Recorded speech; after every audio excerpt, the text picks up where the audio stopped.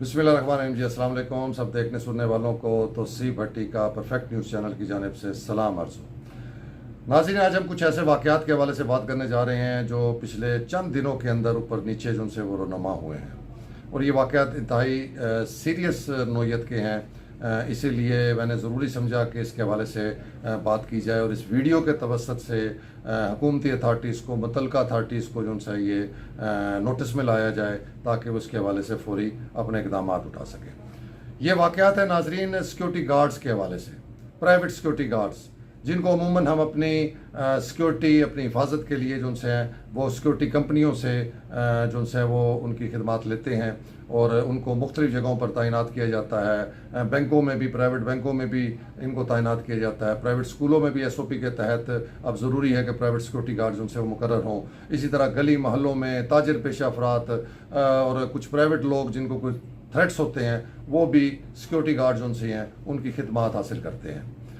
तो नाजरीन, ये वाक़यात हुए हैं गुज़िश्ता 4 दिनों के अंदर, जिनमें से 2 वाक़यात जो उनसे हैं वो कराची में हुए हैं और एक वाक़या जो उनसे यहाँ बहावलपुर की तहसील अहमदपुर में हुआ है। वाक़यात कुछ इस तरह है नाजरीन के कराची में पहले जो वाक़या हुआ उसमें एक व्लॉगर था जिसने कोई वीडियो बनानी थी। वो वीडियो बना रहा था मुबैना तौर पर किसी मार्केट के अंदर, तो वहाँ जो मौजूद तैनात सिक्योरिटी गार्ड था उसके साथ को उसकी कोई तल्ख कलामी हुई और उसके ऊपर सिक्योरिटी गार्ड ने बिला सोचे समझे उस नौजवान पर फायरिंग कर दी, जिसके नतीजे में वो नौजवान मौके पर दम तोड़ गया। दूसरा वाक़या भी इसी तरह कराची में ही पेश आया है 3-4 दिन कबल ही, जिसमें एक 16-17 साल का नौजवान जो कचरा उठाता था, वो कचरा लेके रेडी अपनी लेके जा रहा था, तो उसकी रेडी से कुछ कचरा जो है वो सड़क पे गिर गया। तो वो किसी जिस भी कॉलोनी या जिस जगह से गुजर रहा था वहाँ जो मौजूद तैनात सिक्योरिटी गार्ड साहब थे उनको ये चीज़ बड़ी बुरी लगी और उन्होंने उस बच्चे के साथ बदतमीज़ी की, तल्ख कलामी हुई। उस बच्चे ने भी, मासूम बच्चा था 17 साल का, उसने भी आगे कोई जवाब दिया होगा, जिस पर उस सिक्योरिटी गार्ड ने मुश्तल होकर इश्ताल में आकर उस मासूम बच्चे पर फायरिंग कर दी, जिससे वो मासूम बच्चा भी वहीं मौके पर दम तोड़ गया। तीसरा वाक़या नाज़रीन अभी गुज़िश्ता रोज़ ही अहमदपुर शर्किया में हुआ है, जहाँ पर एक बच्चा नौजवान जो है वो मोटरसाइकिल पे जा रहा था, तो उसके पीछे कुछ कुत्ते पड़ गए। तो वो किसी अपनी हिफाजत के लिए किसी जगह रुका होगा, उसने शोर मचाया होगा, तो उस जगह पे जो कोई तैनात सिक्योरिटी गार्ड था उसको उसका शोर मचाना बहुत बुरा लगा। हालांकि असूलन उसको उस बच्चे की, उस नौजवान की मदद करनी चाहिए थी। वो मदद करने के बजाय उस नौजवान पर जो है वो चढ़ दौड़ा और उसके साथ जिसे कहे कि बुरा सलूक किया। पहले उसको मारा, फिज़िकली मारा। जब वहाँ पर लोग इकट्ठे हुए उसे बचाने लगे तो उसने इश्ताल में आके उस नौजवान पर, उस बच्चे पर फायरिंग कर दी और खुशकिस्मती से वो बच्चा बच गया और वो फायर जो है वो उसके पैर को लगा, जो वो थोड़ा सा ज़ख्मी हुआ तो उसको अस्पताल जो है वो मुंतकिल कर दिया गया। नाज़रीन, ये वाक़यात बहुत ही संगीन किस्म के वाक़यात हैं, इसके बहुत से पहलू हैं, लेकिन हम बहुत ज़्यादा इसको तवील उसमें नहीं जाएंगे। असल हम उस नुक्ते के ऊपर रहेंगे कि ये सिक्योरिटी गार्ड्स जो कंपनियां भर्ती करती हैं, जो कंपनियां इनको रखती हैं, उनको हुकूमत की तरफ से बड़े सख्त हदायत होती हैं। एक SOP होता है जिसमें बहुत ही देखभाल के, बड़ा परख के जो है इन सिक्योरिटी गार्ड्स को रखा जाता है। उसके अंदर इंतहाई ज़रूरी होता है कि आप रखते वक्त पहले तो ये देखें कि ये बंदा जो है जिसको आपने असला देना है, जिसने सिक्योरिटी के फ़राइज़ सर अंजाम देने हैं, ये ट्रेंड भी है या नहीं। क्योंकि नाज़रीन अक्सर सिक्योरिटी गार्ड जो हैं वो रिटायर्ड जो लॉ इन्फोर्समेंट एजेंसी से रिटायर होते हैं जवान या आर्मी से रिटायर होते हैं जवान, उनको रखा जाता है क्योंकि वो ट्रेंड होते हैं, उनकी पूरी तरबियत होती है। लेकिन यहाँ पर ऐसा नहीं है। यहाँ पर आम जो उनसे गरीब मजदूर को भी, जिसके पास कोई काम नहीं होता, तो ये सिक्योरिटी कंपनियाँ उनको भी हायर कर लेती हैं। लेकिन उसके बाद फिर ये ज़रूरी होता है कि अगर ऐसे अनट्रेंड लोग आप हायर कर रही हैं तो इनकी ट्रेनिंग जो उनसी है वो इंतहाई ज़रूरी होती है।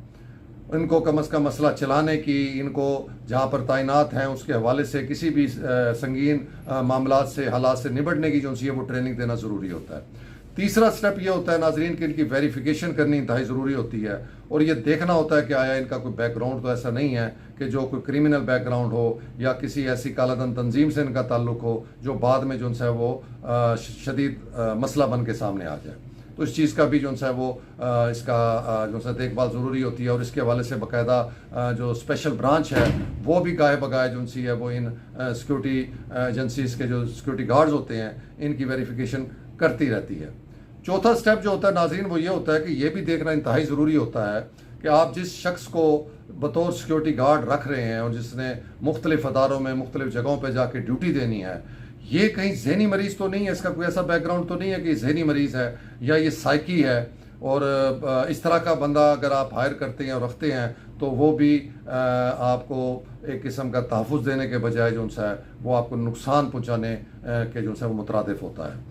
तो ये बहुत से स्टेप्स होते हैं, बहुत सी चीज़ें होती हैं जिनका जो है वो ख्याल रखना पड़ता है। क्योंकि मैंने जैसा वो बताया कि सिक्योरिटी गार्ड्स बहुत सारे मामलात के अंदर इनकी खिदमात जो हैं वो ली जाती हैं। ख़ुसूसन ये सिक्योरिटी गार्ड जो से स्कूलों में जो मासूम बच्चे होते हैं, पढ़ रहे होते हैं, ये स्कूलों में भी तैनात होते हैं। ये दीगर जो है मुख्तलिफ बिल्डिंग्स के अंदर भी ताजिर पेशा लोग भी इनको करते हैं। आप घरों में भी जो लोग अफोर्ड कर सकते हैं वो सिक्योरिटी गार्ड्स रखते हैं। गली महलों में सोसाइटीज़ के अंदर भी इनकी खिदमात ली जाती हैं। तो ये इंतहाई इनका अहम रोल होता है और इनका देखभाल के और पूरा परख के रखना इंतहाई ज़रूरी होता है। इसके अलावा भी नाजरीन ये सिर्फ इन्हीं मामलात के अंदर नहीं, और भी बहुत हसास मामलात के अंदर भी इनकी सर्विसेज जो सी हैं वो ली जाती हैं।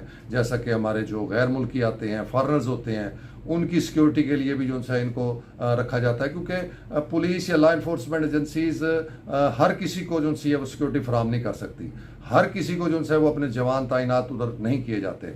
तो फिर लाजमी बात है कि अपनी मदद आपके तहत बहुत से लोग, बहुत सी कंपनियां, बहुत से अदारे जो है वो इनकी खिदमात हासिल करती हैं। तो इसी तरीके से जैसे कुछ प्रोजेक्ट्स होते हैं, सी पैक प्रोजेक्ट्स हैं, नॉन सी पैक प्रोजेक्ट्स हैं, वहाँ की जो मैनेजमेंट्स होती हैं उन प्रोजेक्ट्स की, उनको भी हदायत होती है कि वो उन गैर मुल्कियों की सिक्योरिटी के लिए जो है वो प्राइवेट और अच्छी रेप्यूटेड जो सी वो कंपनियां होती हैं सिक्योरिटी की, उनसे वो सिक्योरिटी गार्ड्स लेकर जो है वो तैनात करें।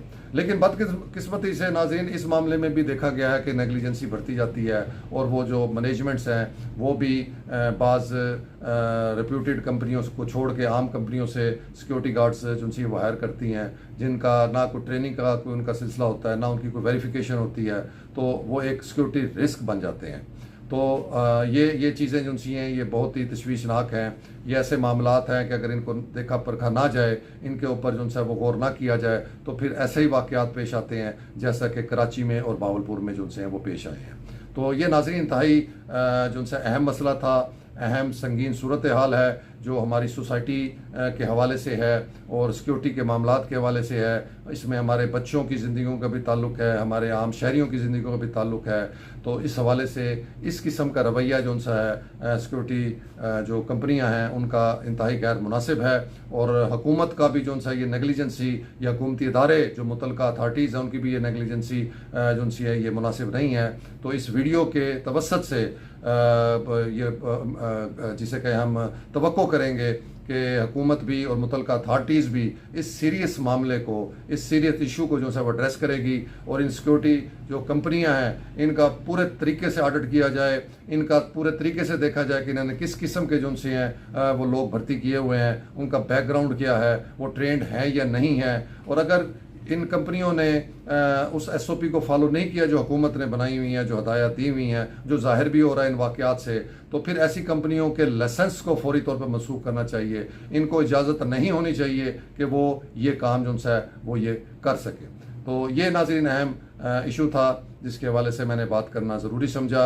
उम्मीद है कि आपको ये वीडियो जो सी है ये व्लॉग पसंद आया होगा। और आखिर में मैं अपने गज़ा और फ़लस्तीन के मुसलमान भाइयों, बहनों, बच्चों के लिए दुआ गो हूँ कि अल्लाह ताला उनकी गैबी मदद फरमाए, उनको इस मुश्किल से और इस जो सा ये जिस मुश्किल में वो गिरफ़्तार हैं उससे उनको जल्द अज जल्द निकालें और उनको जो सा वो फ़तह बल्कि नसीब करें गज़ा के और फ़लस्तीन के मुसलमानों को। और साथ ही हमें भी तौफ़ीक़ अता फ़रमाए कि हम जिस तरह भी जितने जोगे भी हैं हम उनके लिए जो भी कर सकते हैं, हम सब मुसलमान हम उनके लिए करें, दुआएं कर सकते हैं दुआएं करें, हम उनकी को मदद कर सकते हैं हम उनकी को मदद करें। और ये हुकूमतें भी अल्लाह इनको भी हदायत दे कि ये हुकूमतें भी जो सी हैं अपने मुसलमान भाइयों की इस तकलीफ़ को, इस अजियत को और इस मुश्किल को जो है वो समझें और इस हवाले से अपना किरदार अदा करें। बहुत बहुत शुक्रिया। इजाज़त दीजिए। अल्लाह हाफिज़, खुदा हाफिज़।